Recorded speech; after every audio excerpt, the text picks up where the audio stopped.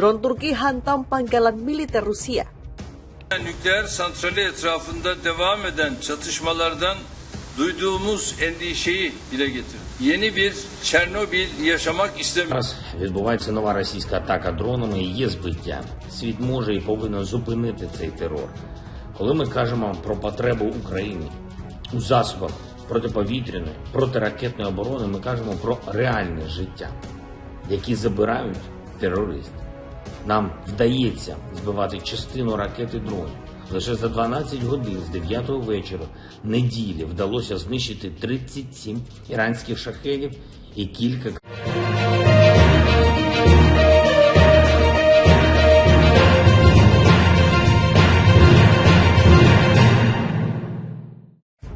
Serangan pesawat tak berawak militer Turki menghantam pangkalan Rusia di timur Laut Suriah. Ini terjadi Rabu 23 November 2022 pagi waktu setempat. IFP menulis serangan dilakukan menargetkan militan Kurdi yang berada di dalam pangkalan militer itu. Akibatnya 1 orang tewas dan 3 lainnya luka. Semua korban adalah pejuang pasukan Demokratik Suriah atau SDF pimpinan Kurdi, kata perwira SDF.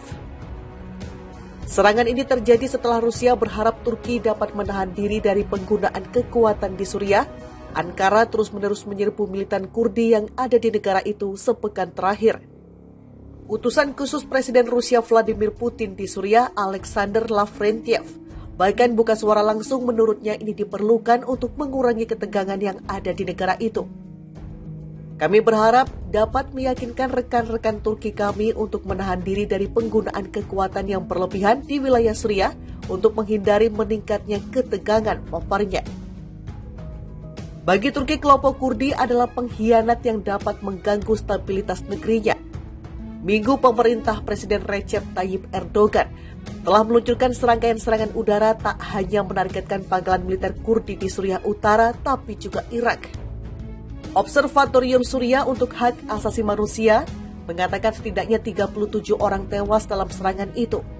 Serangan militer dilakukan Turki pasca pemboman yang terjadi di Istanbul 13 November yang menewaskan 6 orang, di mana Istanbul menyalahkan Partai Pekerja Kurdistan atau PKK. PKK sendiri masuk daftar hitam sebagai kelompok teror oleh Uni Eropa dan Amerika Serikat. PKK yang melancarkan pemberontakan melawan negara Turki sejak 1984 dan diyakini paling bertanggung jawab dalam serentetan mematikan dalam 5 tahun terakhir. PKK diyakini Turki terafiliasi dengan Unit Perlindungan Rakyat Kurdi atau YPG di Irak Utara dan Suriah. YPG sendiri adalah kekuatan dominan dalam SDF yang dipandang penting dalam perang melawan sekelompok ekstremis ISIS. Operasi kami dengan pesawat, meriam, dan drone hanyalah permulaan. Tekad kami untuk mengamankan semua perbatasan selatan kami. Dengan zona aman hari ini lebih kuat dari sebelumnya, kata Erdogan ke parlemen beberapa waktu lalu. Sementara kami terus maju dengan serangan udara tanpa gangguan, kami akan menindak teroris Kurdi, juga melalui darat pada waktu yang paling nyaman bagi kami, tambahnya. Ukraina pakai drone Turki, Rusia dari Iran, siapa yang unggul?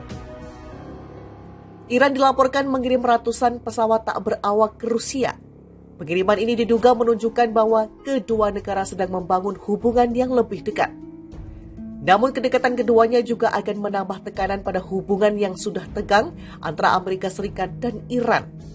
Itu terjadi hanya beberapa bulan setelah produsen senjata Turki, Bayraktar, mengirimkan drone bersenjata ke Ukraina.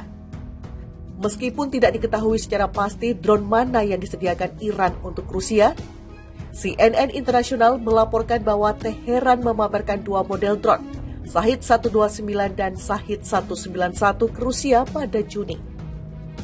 Iran telah menggembar-gemborkan Shahid 129 sebagai salah satu drone mereka yang paling kuat.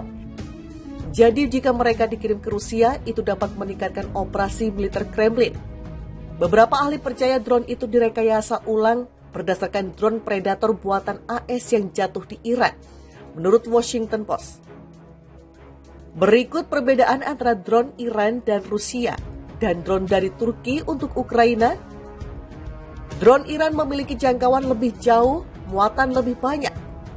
Shahed 129 mampu melakukan perjalanan jauh lebih daripada Bayraktar TB2. Bayraktar menawarkan jangkauan komunikasi sekitar 300 km atau kira-kira 186 mil untuk drone-nya. Sementara itu Shahed 129 Iran memiliki jangkauan 2000 km atau sekitar 1242 mil, menurut laporan dari Institut Washington. Shahed 129 juga mampu membawa muatan yang lebih berat sekitar 882 pon. Baykar mengatakan Bayraktar TB2 hanya mampu membawa sekitar 331 pon. Drone lain yang mungkin dipasok oleh Iran ke Rusia adalah Ababil 3 yang memiliki jangkauan sekitar 250 km atau 155 mil. Itu bisa tinggal di udara hanya sekitar 8 jam dan juga bisa memberi Rusia drone lain seperti Mohajer 6 dan Shahed 123, menurut Washington Institute. Drone Turki lebih cepat, daya tahan lebih baik. Sementara itu, drone Iran memiliki jangkauan jauh dan muatan tinggi. Drone yang dipasok dari Turki ke Ukraina memiliki keunggulan tersendiri. Drone Bayraktar mampu melakukan perjalanan lebih cepat dari Shahed 129. Kecepatan maksimum Bayraktar adalah sekitar 138 mph, sedangkan Shahed 129 maksimal sekitar 93 mph. Menurut situs militer armedforce.eu, drone Turki memiliki daya tahan lebih lama yang berarti mereka dapat melakukan perjalanan untuk waktu yang lebih lama. Baykar mengatakan drone-nya mampu melakukan perjalanan hingga 27 jam. Baykar mengatakan drone-nya mampu melakukan perjalanan hingga 27 jam, sedangkan Shahed 129 hanya dapat melakukan perjalanan selama 24 jam, menurut Washington Institute. Bayraktar TB2 mampu melakukan perjalanan sedikit lebih tinggi, mencapai ketinggian maksimum sekitar 25.000 kaki, kata Biden. Shahed 129 memiliki langit-langit layanan sekitar 23.950 kaki, menurut armedforce.eu.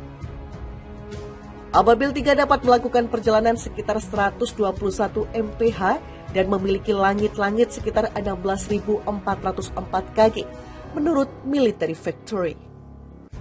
Serangan pesawat tak berawak militer Turki menghantam pangkalan Rusia di timur Laut Suriah. Ini terjadi Rabu 23 November 2022 pagi waktu setempat. IFP menulis serangan dilakukan menargetkan militan Kurdi yang berada di dalam pangkalan militer itu. Akibatnya 1 orang tewas dan 3 lainnya luka.